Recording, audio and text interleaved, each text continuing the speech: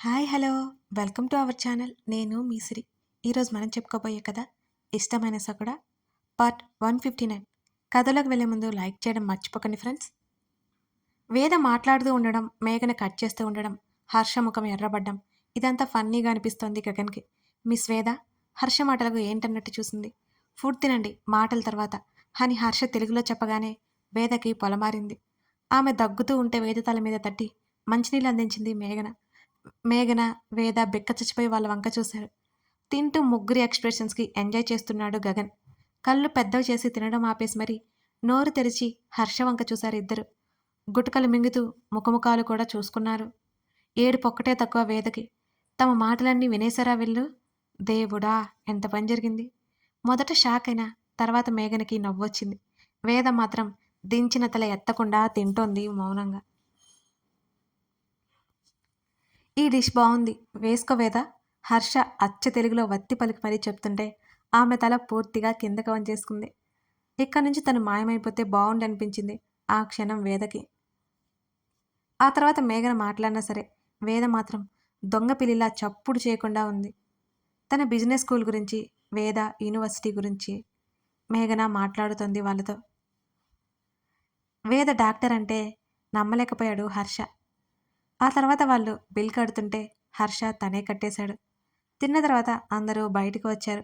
విపరీతమైన చలి పెడుతుంటే మఫ్లర్ వెంటనే తలకి తగిలించుకుంది వేద. నలుగురు నడుస్తున్నారు రోడ్డు మీద. నైస్ టు మీట్ యూ అన్నాడు గగన్. మేఘన నవ్వింది. వెనకే నడుస్తున్న వేదని అడ్డుకున్నాడు హర్ష. అతని వైపు చూసి పల్లికిలించింది వేద. నాకు ఫ్లటింగ్ స్కిల్స్ ఎక్కువ మిస్ వేద. హర్ష పళ్ళు నూరుతూ చూశాడు ఆమె వంక. కాదని మీరైనా ఒప్పుకుంటారా? ఆమె కళ్ళెగరేసింది. ఛా! చాలా ఉంది నీ దగ్గర. అవును, చాలా తెలివి ఉంది. కావాలా మీకు కూడా? ఆమె ఆటిట్యూడ్ చూపించింది. ఆమెను పైనుంచి కింద వరకు ఒకసారి చూసి నిజమే, చాలా ఉంది అతి అన్నాడు హర్ష. అయినా ఎంత మోసం! తెలుగు వాళ్ళని చెప్పలేదెందుకు అని అడిగింది వేద. ఎందుకు చెప్పాలి? అంటే మేము మాట్లాడుకున్న ప్రతి మాట వింటూనే ఉన్నారన్నమాట అంది వేద. మీరు మాట్లాడారు, నేను విన్నాను. దాంట్లో మోసమేముంది అని హర్ష అన్నాడు. చెప్పొచ్చు కదా! మీరు అడగలేదు, అది మీ తప్పు అని భుజాలు కదిలించాడు. వెనక్కి తిరిగి చూసిన మేఘనకి మాట్లాడుకుంటూ మెల్లిగా వస్తున్న వారిని చూసి చిన్నగా నవ్వుకుంది. అప్రయత్నంగా ఆమె గగన్ వైపు చూసింది. అతని గడ్డం లైట్గా ఉంది. అతని జుట్టు మరింత ఒత్తుగా ఉంది. అతనికి సరికొత్త అందాన్ని తెచ్చిపెడుతుంది. నల్లటి దుస్తుల్లో మరింత ఆకర్షణీయంగా కనిపిస్తున్నాడు గగన్. పాకెట్లో ఒక చెయ్యి పెట్టి మరొక చేత్తో జుట్టు సవరించుకుంటుంటే ఏంటో ఎందుకో అలాగే చూసింది మేఘన. అతని మొబైల్లో ఏదో ఫోటో. అది సరిగ్గా కనిపించలేదు మేఘనకి. కళ్ళకి నచ్చుతున్న అతను మనసుకు నచ్చుతాడని ఆ సమయంలో అప్పుడు మేఘన అనుకోలేదు. ఒక్కసారిగా శరీరానికి చలి తగలగానే తన చేత్తో పట్టుకుని ఉన్న స్వెటర్ని తగిలించుకుంది మేఘన. గగన్ కారు దగ్గరికి వెళ్ళిపోతుంటే తెలియకుండానే అతన్ని అనుసరించింది ఆమె. అమ్మాయిలా మాటల్లా వినకూడదని తెలీదా? వేద అతనికి ఎదురుగా తిరిగి వెనక్కి వెనక్కి అడుగులు వేస్తూ హర్షని అడుగుతుంటే, చెప్పాను కదా, మా ముందు మాట్లాడడం మీ తప్పు అని నవ్వాడు హర్ష. ఆ రాత్రి అతని నవ్వుకే ఆమె మనసు కూడా పువ్వులాగా తలుక్కుమంది వేదకి. తనకి అడుగులు వేస్తున్న వేద గట్టులాగా ఉన్న ప్రదేశానికి అడ్డు రావడంతో పక్కకి తొనికి పడబోతున్న ఆమెను ఆ విషయం అర్థమై కీచుగా అరిచింది. అది చూస్తున్న హర్ష గబుక్కున ఆమె స్వెటర్ పట్టుకోవడంతో వేద ఆగిపోయింది. ఆమె పడిపోనందుకు ఊపిరి పీల్చుకుంటూ కళ్ళెత్తి చూసింది. అతనికి ఎంత దగ్గరగా ఉందో అర్థమై వేద గుండె గట్టిగా కొట్టుకోసాగింది. అతని శరీరం నుంచి వచ్చే ఏదో వెచ్చదనం, మరేవో సువాసనలు ఆమెను మత్తులోకి నెట్టేసినట్టు అనిపించాయి కొన్ని క్షణాల పాటు వేదని. ఆర్ యు ఓకే అని హర్ష అడుగుతుంటే ఆమె తేరుకుంది. తను బాగానే ఉన్నట్టు తలాడించింది నెమ్మదిగా. వెనక్కి సర్దుకుంది వేద. తనేం చేస్తుందో అర్థమైంది మేఘన. ఆమె గిరుక్కున వెనక్కి తిరిగి గబగబా 4 అడుగులు వేసింది. అప్పటికే హర్ష వేద రావడంతో ఆమె ఆగిపోయింది. వేదు వెళ్దామా? వేదనే చూస్తూ అడిగింది మేఘన. పద, మేం డ్రాప్ చేస్తాం అని అన్నాడు హర్ష మేఘనతో. It's okay Harsha, thank you, వెళ్తాం మేఘన అతనితో చెప్పి వేద చేతిని గట్టిగా పట్టుకుంది. అతనితో ఇంకాస్త టైం స్పెండ్ చేయొచ్చని అనిపించి, మేఘా మాట్లాడుకుంటూ వెళ్దాం. ఏమైంది నీకు? వేద అయోమయంగా అడిగింది మేఘన్‌ని. ఏం లేదు. వాళ్ళకెందుకు ఇబ్బందని నవ్వలేక నవ్వింది మేఘన. వాళ్ళ ముందే వేద అడగడంతో. ఇబ్బందేం కాదు మేఘన పదండి అని హర్ష చెప్పడంతో వేద కూడా మేఘనని తీసుకుని వెళ్ళిపోయింది. వాళ్ళతో పాటు ఇద్దరు కారులో కూర్చున్నారు. మేఘనని ముందు కూర్చోమని చెప్పాలనుకుంది వేద. హర్షతో ఇంకాసేపు మాట్లాడాలి అనుకుంది ఆమె. కానీ హర్ష ముందుకెళ్ళి కూర్చోవడంతో వెనక్కి కూర్చుంది. ఇక చేసేదేం లేక వేద. వేద గగన్‌తో, హర్షతో ఇద్దరితో మాట్లాడుతూనే ఉంది. ఓపిగ్గా సమాధానం ఇస్తున్నారు. వాళ్ళింటి అడ్రస్ ఎక్కడో కనుక్కుంటోంది వేద. ఏమైంది మేఘన? డల్‌గా ఉన్నారు? అని హర్ష అడగడంతో మేఘన ఉలిక్కిపడింది. ఏం లేదన్నట్టు నవ్వి తలాడించింది మేఘన. వేద కూడా మేఘన వైపు చూసింది. మేఘన తక్కువ మాట్లాడింది కదా అనుకుని లైట్ తీసుకుంది వేద. హైదరాబాద్‌లో మీ ఇల్లు, మా ఇల్లు కాస్త దగ్గరే తెలుసా? హర్షకు చెప్పింది వేద. నువ్వెందుకు సైలెంట్‌గా ఉంటావు? మా మేఘల వేద అడుగుతుంటే గగన్‌కి విసుగు రాలేదు. ఆమె మాటలు అప్పుడప్పుడు అతనికి నవ్వు తెప్పిస్తున్నాయి మరి. నేను అలా లేనే అన్నాడు గగన్. లేదు అలాగే ఉన్నావు అని మీ ఇద్దరు అసలు ఎలా ఫ్రెండ్స్ అయ్యారు? లవర్స్ అయితే ఆపోజిట్ పోల్స్ అట్రాక్ట్ అవుతాయి కానీ మీరు ఫ్రెండ్స్ అయ్యారు. How is it possible? అని అడుగుతున్న వేద మాటలకి గగన్ నవ్వాడు మొట్టమొదటిసారిగా. నవ్వుతున్న గగన్ని చూసింది మేఘన. అతని బిహేవియర్ ఆమెకెందుకో బాగా నచ్చుతోంది. నేను నిజమే కదా చెప్తున్నాను అంటూ భుజాలు కదిలించింది వేద. నీకు నోరు నొప్పెట్టట్లేదా? అని అంటున్న హర్ష మాటలకి కోపంగా చూసింది వేద. విండో నుంచి బయటకు చూస్తూ మేఘన మౌనంగా ఉండిపోయింది. అక్కడక్కడ మంచు కుప్పలు తెప్పలుగా కనబడుతోంది. వేద వాళ్ళ రూమ్ దగ్గర డ్రాప్ చేశారు. థ్యాంక్ యూ మేఘన ఇద్దరికి మనస్ఫూర్తిగా చెప్పి కారు దిగింది.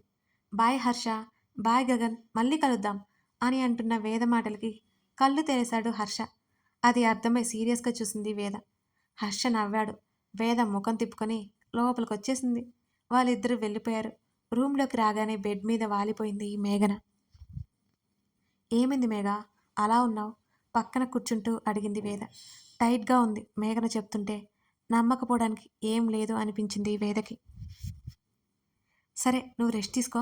నాకు చదువుకునేదుంది అని బుక్ పట్టుకుని శ్రద్ధగా చదువుకోసాగింది వేద. ఈరోజు తన మనసులోకి వచ్చిన ఆలోచన మేఘనకి కలవరం తెచ్చిపెట్టింది. ఒక మనిషిని చూసి ఇష్టం కలగడం ఏంటి విచిత్రంగా?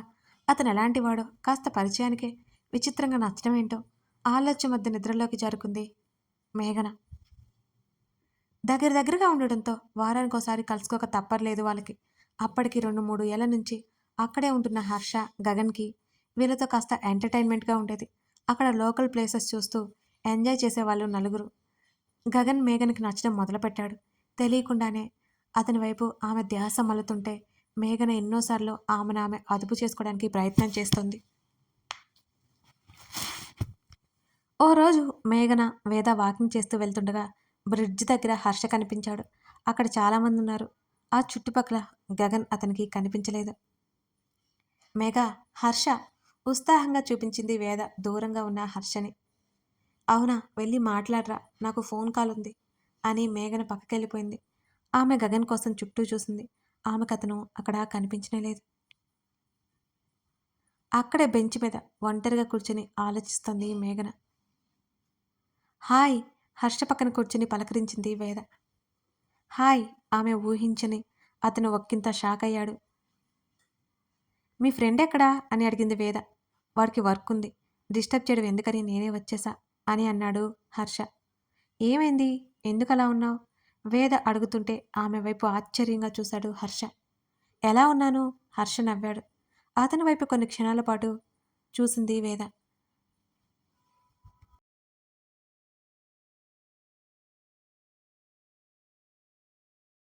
డల్‌గా ఉన్నట్టు అనిపిస్తున్నావు నువ్వు. నిజమేనా? Any problem?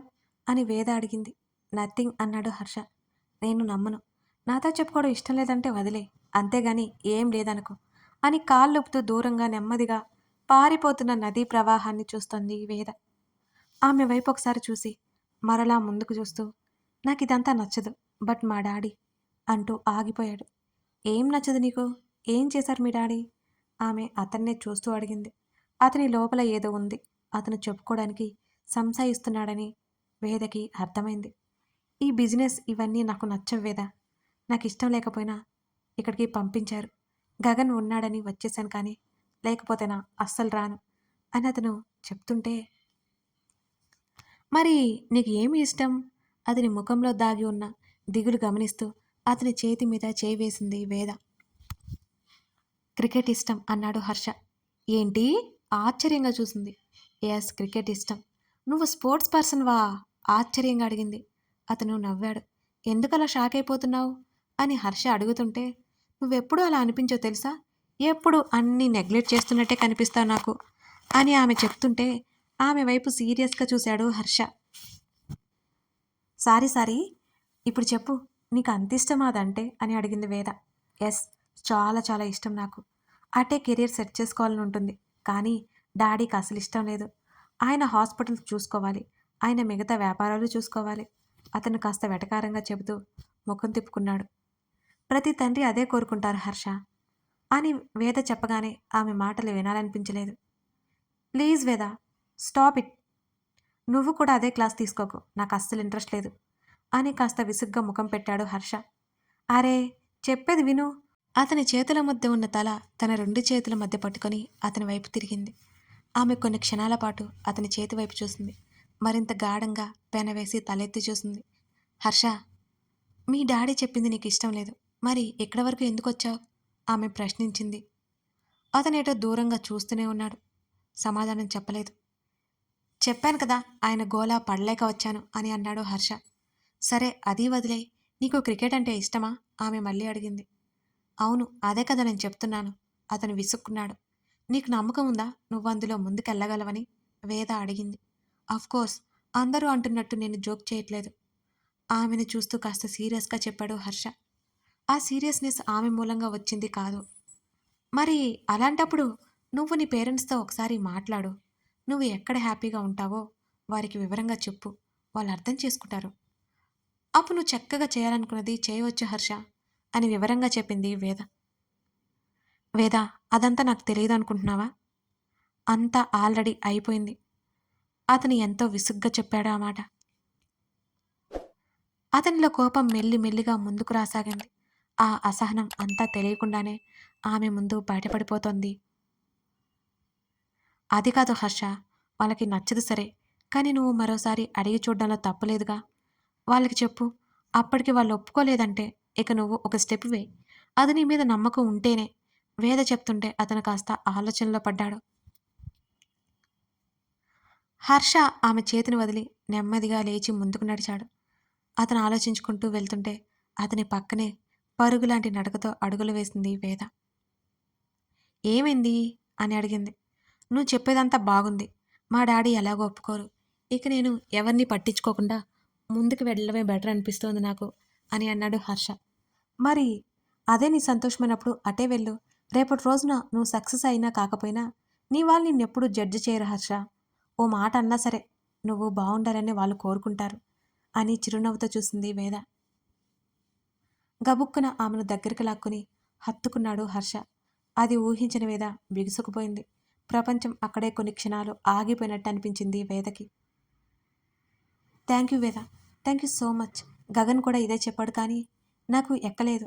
ఈరోజు నీ మాటలు నాకు ఏదో అర్థమైంది అంటూ అలాగే హత్తుకొని అతను సంతోషంగా చెబుతుంటే వేదకి శరీరం అంతా సీతాకొక చిలుకలు గిలిగింతలు పెట్టిన ఫీలింగ్ కలిగింది ఆ సమయంలో. అతను ఆమెను మెల్లిగా వదిలే, నేనిక పని మీద ఉంటాను అని అతను చెప్తుంటే ఆమె నవ్వలేక నవ్వింది. అతను ముందుకు నడిచాడు. ఆమె తన చేతులు వంక చూసుకుంది. ఆమె శరీరం మీద రోమాలు నిక్కబొడుచుకున్నట్టున్నాయి. అదే ఆమెకు తెలుస్తోంది. స్వెటర్ తీసి చుట్టూ తగిలించుకుంది. ఆగిపోయిన ఆమె వైపు ఏమైందన్నట్టు చూశాడు హర్ష. మేఘ కూడా వచ్చింది, నేను వెళ్తున్నాను అంటూ మేఘన కోసం చుట్టూ చూసి ఒక చోట కనిపించగానే అటువైపు చూపించింది హర్షకి. మేఘన ఒక్కటే బెంచ్ మీద కూర్చుని కనిపించింది. కాళ్ళు పైకి పెట్టుకుని ఎవరికోసమో ఎదురు చూస్తున్నట్టుగా కూర్చుంది. అలా ఉంది ఆమె వాలకం చూస్తుంటే వాళ్ళిద్దరికి. ఒకరినొకరికి వదిలి వెళ్ళబుద్ధి కాలేదు. అందుకే వేదకు తెలుస్తున్నా హర్షకి అర్థం కాలేదు. ఇంకాసేపు మాట్లాడుకుందాం అంటాడేమోనని అతని వైపు ఆశగా చూసింది వేద. ఓకే బాయ్, మళ్ళీ కలుద్దాం అని అన్నాడు హర్ష. ఆమె ముఖం వాడిపోయింది. పాకెట్లో చేతులు పెట్టుకొని హర్ష ముందుకెళ్ళిపోయాడు. వెళ్తున్న అతన్ని నిలబడి చూస్తుండిపోయింది వేద. తన పనిని పూర్తి చేసుకుని వేళ్ళి మటికలు విరుచుకున్నాడు గగన్. తన తల్లి కాల్ చేస్తోంది. ల్యాప్టాప్ ఎదురుగా సెట్ చేసుకుని స్క్రీన్ మీద మాలవిగా కనిపించగానే అతను తల్లి వంక చిరునవ్వుతో చూశాడు. గుడ్ ఈవినింగ్ గగన్, మాలవిక అంది. Hi mom, how are you? నేను బావున్నా. 3 డేస్ అయింది కాల్ చేసి. ఎలా ఉన్నావు అని అడిగింది మాలవిక. వర్క్ ఉంది. ఏం చేస్తున్నావు మామ్? అతను కుర్చీలో వెనక్కి వాళ్ళనట్టు కూర్చుంటూ చెప్పాడు తల్లితో. నథింగ్ నానా అంది మాలవిక. తల్లి కొడుకులు ఇద్దరూ మాట్లాడుకుంటూ ఉన్నారు. మాలవికకి కాస్త పక్కనే ఉన్న ధరణి అతనికి కనిపించకుండా కూర్చొని అతనినే చూస్తోంది. కథ కొనసాగుతోంది. ఖచ్చితంగా మీ కామెంట్ చేయండి. ఈ కథకి మీ కామెంట్స్ చాలా చాలా అవసరం. అలాగే గివేవేకి నేను ఒక బుక్ ఇవ్వాలనుకుంటున్నాను. అంటే ఇద్దరు విన్నర్స్‌కి బుక్స్ ఇవ్వాలని నేను మళ్ళీ అనుకుంటున్నానండి. ఎందుకంటే మీరందరూ గిఫ్ట్స్ అవి ఇవి వద్దంటున్నారు. కానీ నేను ఇవ్వాలి. నా హ్యాపీనెస్ అన్నమాట. మీకు మంచి బుక్స్ వెతికి ఆ బుక్స్ మీకు కొరియర్ చేస్తాను. గివేవేలో ఖచ్చితంగా పార్టిసిపేట్ చేయండి. Thank you for watching this video. Subscribe చేసుకోవడం మర్చిపోవద్దు.